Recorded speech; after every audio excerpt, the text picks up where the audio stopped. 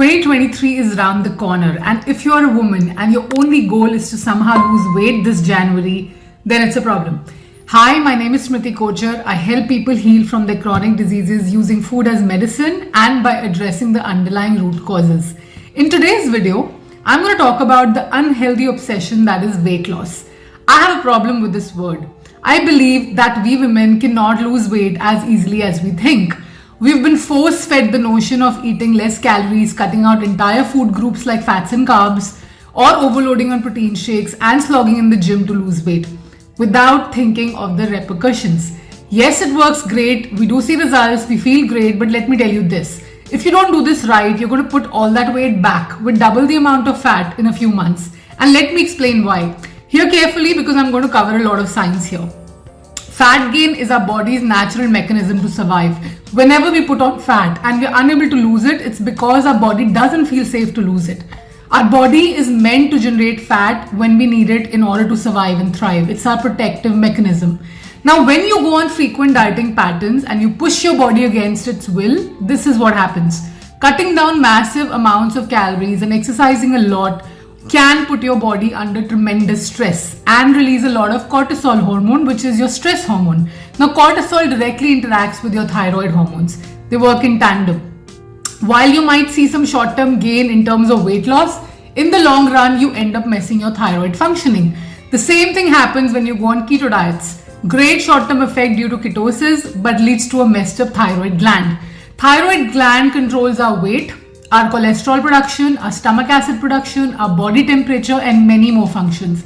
There are so many women who get massive acidity and gut dysfunctions after going through a weight loss journey. This is the reason.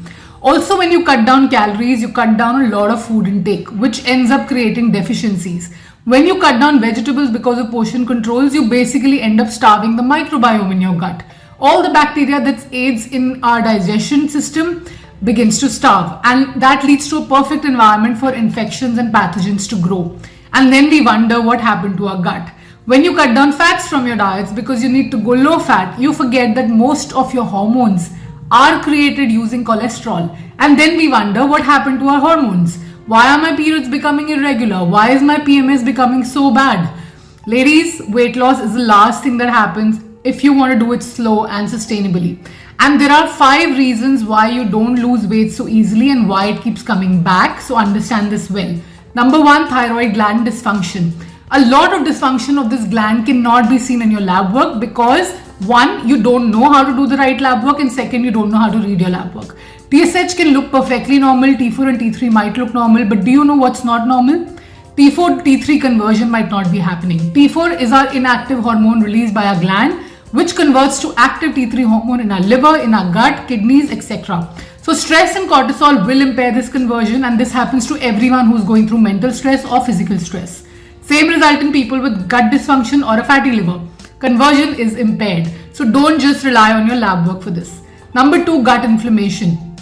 Anyone, men and women included, with issues like acid reflux, H. pylori, or other gut infections will put a lot of weight around their belly, because that's your body's survival mechanism. Inflammation goes up, you put on fat. You cannot lose that belly fat without addressing the gut first.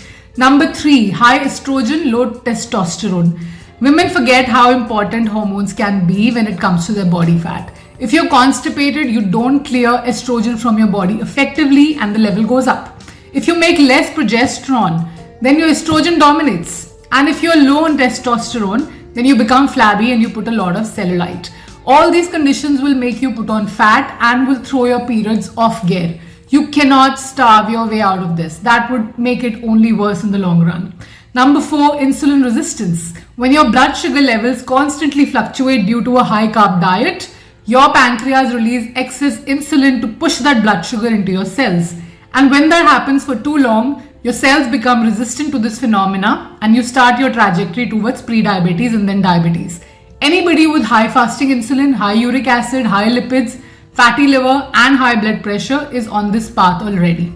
Number 5, high stress. High stress by itself can lead to high blood sugar and high insulin levels in our body and can cause massive metabolic dysfunction. So ladies, before you think of losing weight or losing fat, you need to see where are you with all these 5 factors. You need to address your thyroid glands functioning, see what's up with your hormones, reduce your stress levels, improve your insulin sensitivity and address your gut. And then you can certainly hope to look better and more importantly feel better and keep that weight off and not let it come back. Don't let people force you into thinking that you're lazy if you don't exercise or that you eat too much because you're not able to lose weight. Show them this video because there is so much more going on in our body than what meets the eye. Do not fall prey to fat shaming. Do not succumb to the classic eat less, exercise more theory. Instead, work on eating cleaner. Introduce fasting periods in your routine where you don't eat and you work out sorting on your health issues first. My next video will be about what steps to take to start taking control of your dietary habits and how to improve your insulin markers and hormonal imbalance. Stay tuned and keep watching.